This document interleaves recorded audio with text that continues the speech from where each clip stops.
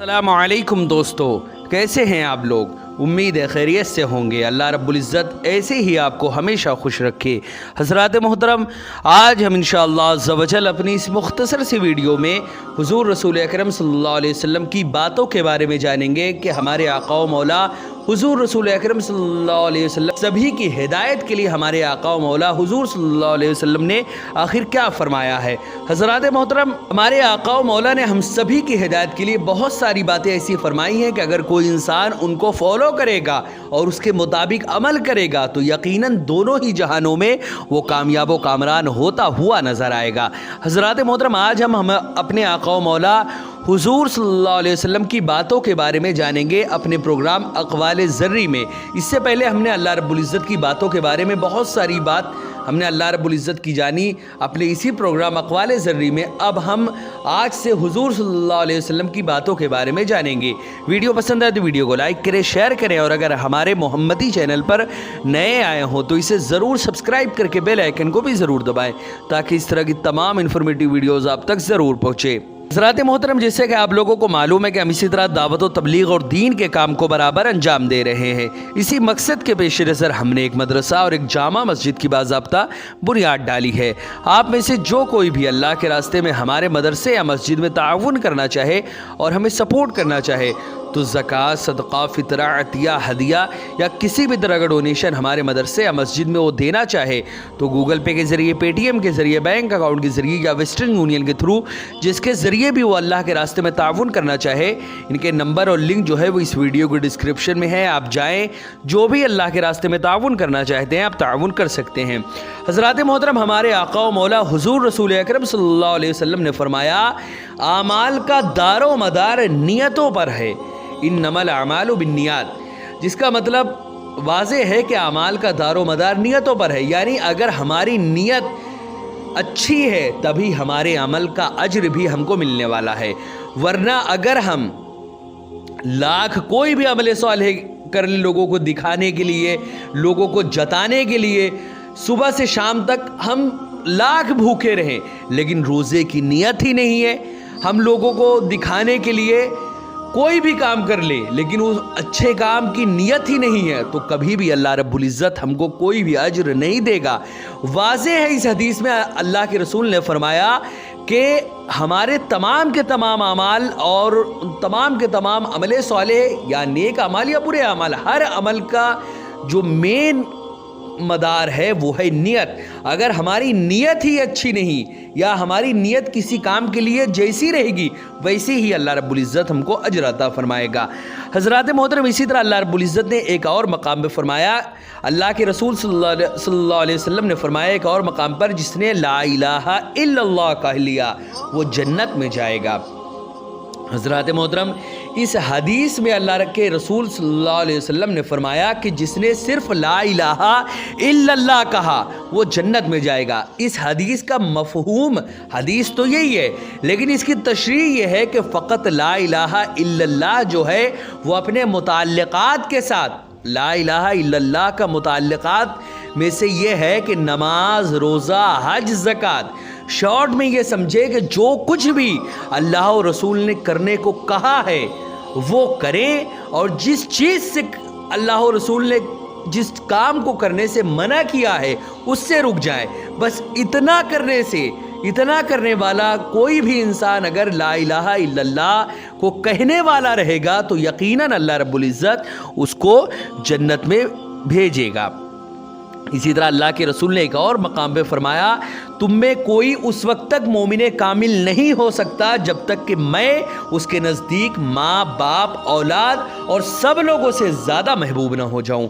حضرات محترم، اس حدیث میں اللہ کے رسول نے واضح لفظوں میں یہ فرما دیا کہ اگر مسلمان بننا ہے، اگر مومن بننا ہے، اگر اپنے اندر ایمان کی رمق اور ایمان کی چمک کو پیدا کرنا ہے تو مجھے دنیا و آخرت کہ ہر شے سے، یعنی جو کچھ بھی اس کائنات میں تم کو دکھ رہی ہے، یعنی ماں، باپ، بیوی، بچے، مال، دولت، शोहरत, इज्जत, कोई भी शय हो, सबसे ज़्यादा जब तक हुजूर से मोहब्बत नहीं करोगे तब तक ईमान का नामो निशा भी तुम्हारे अंदर नहीं आएगा।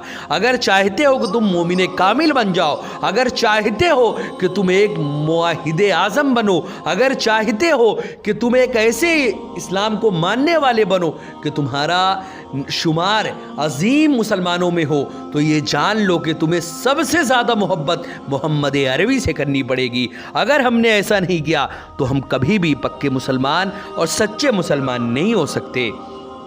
हज़रात मोहतरम, इसी तरह अल्लाह रब्बुल इज़्ज़त ने एक और मकाम पे फरमाया, कुरान की तिलावत बेहतरीन इबादत है। हज़रात मोहतरम, इसमें अल्लाह रब्बुल इज़्ज़त के महबूब ने वाज़े कर दिया कि कुरान की तिलावत ये कोई ऐसी वैसी शय नहीं, बल्कि ये ख़ुद एक अजीम इबादत है। अगर कोई इंसान कुरान की तिलावत करता है तो उसको बहुत सारा सवाब अल्लाह रब्बुल इज़्ज़त अता फ़रमाता है। लेकिन ये वाज़े रहे कि लफ्ज़ी कुरान को फरवर पढ़ना यहाँ पे मुराद नहीं है। कुरान को पढ़ने का मतलब असल में ये होता है, क्या आप जिस भी ज़बान को मानने वाले हो, जिस भी ज़बान को जानते हो, चाहे हिंदी, उर्दू, इंग्लिश, अरबिक, किसी भी लैंग्वेज को आप मानने वाले हो, कुरान को पढ़ने के बाद उसके तर्जमे को आप ज़रूर समझे। अरबिक में भी है तो उसकी तशरीह को समझे, क्योंकि कुरान का मतलब होता है, जो अरबी ज़बान जानने वाले होते हैं वो कुरान के मतलब ट्रांसलेशन को जान गए, उसका एक्सप्लेनेशन को कैसे समझेंगे। उसको समझने के लिए आपको वही वाज़े लफ्ज़ों में ये समझे कि वो हर एक कुरान को हर ज़बान में, हर ट्रांसलेशन, इस कुरान का बहुत सारी ज़बानों में ट्रांसलेशन अब तक किया जा चुका है।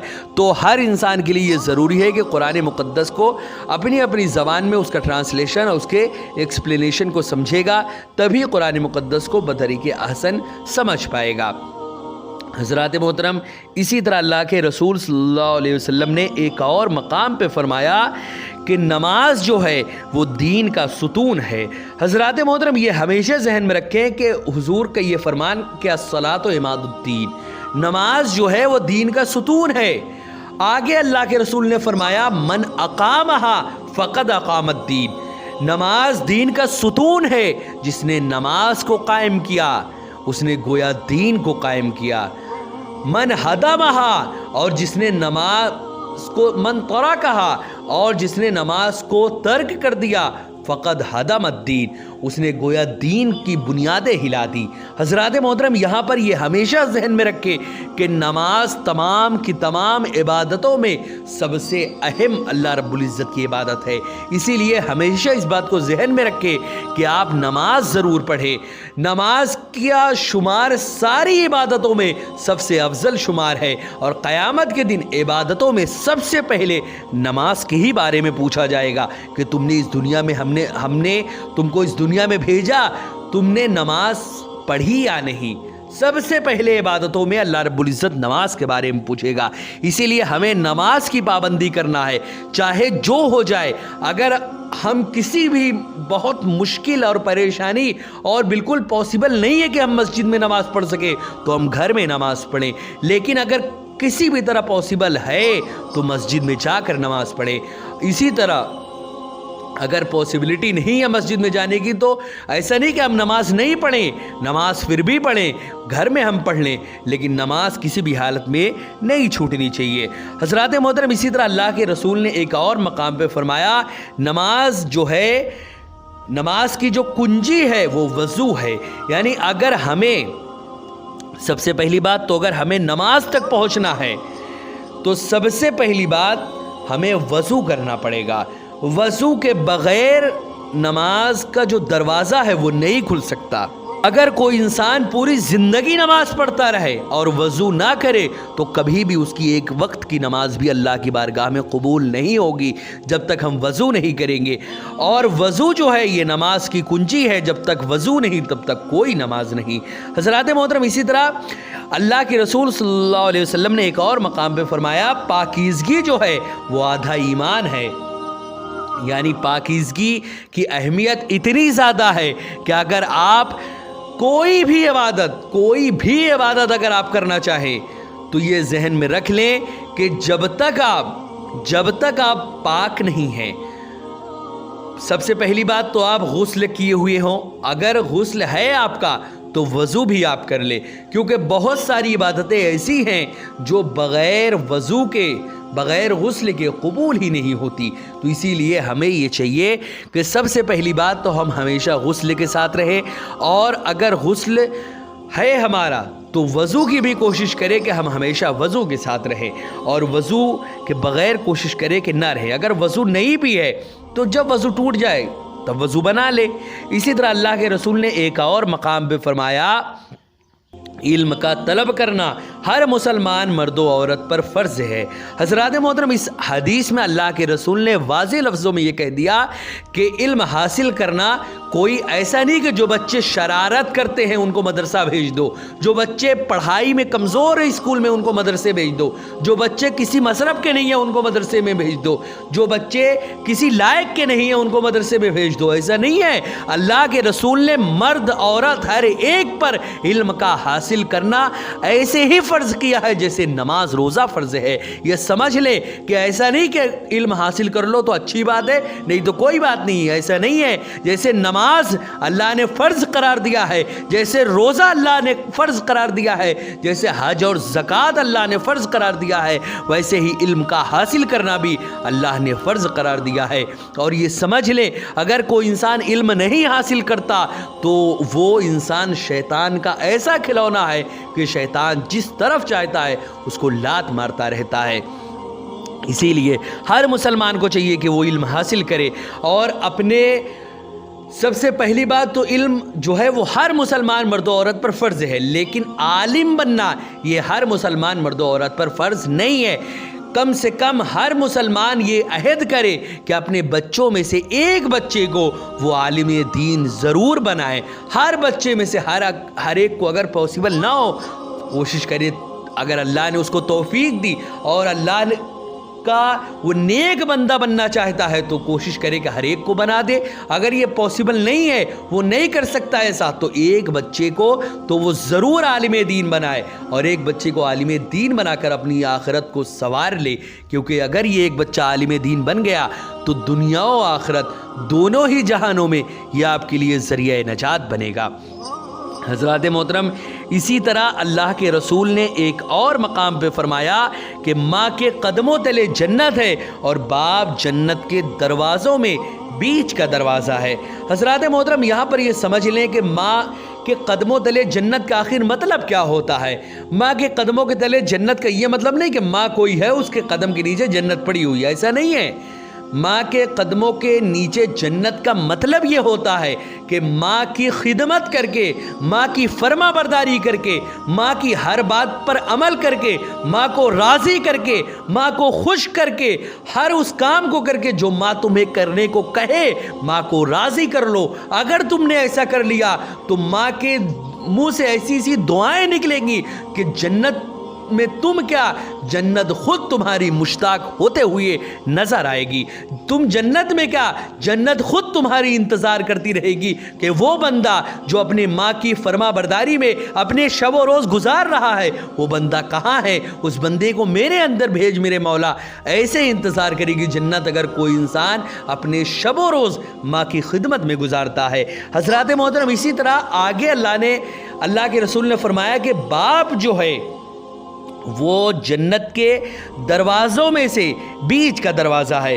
یہاں پر یہ سمجھ لیں کہ ماں کی خدمت تو ہم کو کرنا ہی ہے، لیکن بہت سے لوگ یہ سمجھتے ہیں کہ جو کچھ ہے صرف ماں ہی ہے، باپ نہیں ہے۔ ایسا نہیں ہے۔ اللہ رب العزت نے کسی پر بھی ذرہ برابر ظلم نہیں کیا، نہ عورت پر کیا، نہ مردوں پر کیا، نہ باپ پر کیا، نہ ماں پر کیا۔ اگر ماں کو ماں کے قدموں کے نیچے جنت کا معاملہ فرما دیا تو باپ کو جنت کا بیچ کا دروازہ بنا دیا کہ اگر تم کو جنت جانا ہے تو باپ کو راضی کرنا پڑے گا، ورنہ جنت کا دروازہ ہی نہیں کھلے گا۔ اگر تم کو جنت جانا ہے تو باپ اگر شریعت کے خلاف کوئی کام نہ بولے تو باپ کے ہر حکم پر اپنے سر کو جھکاتے ہوئے نظر آؤ۔ اگر تم نے ایسا نہیں کیا تو یہ سمجھ لو کہ جنت تو دور کی بات، جنت کی خوشبو تک تم کو نصیب نہیں ہوگی۔ اور یہ समझ लो कि अगर बाप नाराज है तो अल्लाह रब्बुल इज्जत भी तुमसे हमेशा नाराज रहेगा। अगर अल्लाह को खुश करना है,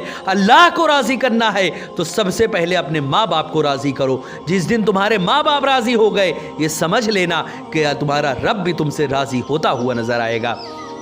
हज़रात मोहतरम, इसी तरह अल्लाह रब्बुल इज़्ज़त ने और भी, अल्लाह रब्बुल इज़्ज़त के महबूब हुज़ूर रसूल अकरम सल्लल्लाहु अलैहि वसल्लम ने और भी बहुत सारी ऐसी सी बातें कही हैं जिसको हम इंशाअल्लाह अज़्ज़ा वजल नेक्स्ट एपिसोड में जानेंगे कि आखिर हमारे आका व मौला ने आखिर हम सभी की हिदायत के लिए कौन कौन से ऐसे ज़र्री अल्फाज फरमाए हैं, उन्हीं को हम अक़वाल ज़र्री अपने प्रोग्राम में हम जानेंगे। उसके बाद हम अभी तक हमने जितनी भी बातें जानी, हम इंशाअल्लाह नेक्स्ट एपिसोड में मज़ीद हम आका व मौला हुज़ूर रसूल अकरम सल्लल्लाहु अलैहि वसल्लम की बहुत सारी बातों के बारे में हम जानेंगे। वीडियो पसंद आए तो वीडियो को लाइक करें, शेयर करें, और अगर हमारे मोहम्मदी चैनल पर नए आए हों तो इसे ज़रूर सब्सक्राइब करके बेल आइकन को भी ज़रूर दबाएं, और हमारी तमाम की तमाम वीडियो ज़्यादा से ज़्यादा लोगों तक शेयर करें ताकि हर एक तक अल्लाह व रसूल का पैगाम पहुँचे। अस्सलामु अलैकुम व रहमतुल्लाहि व बरकातुहू।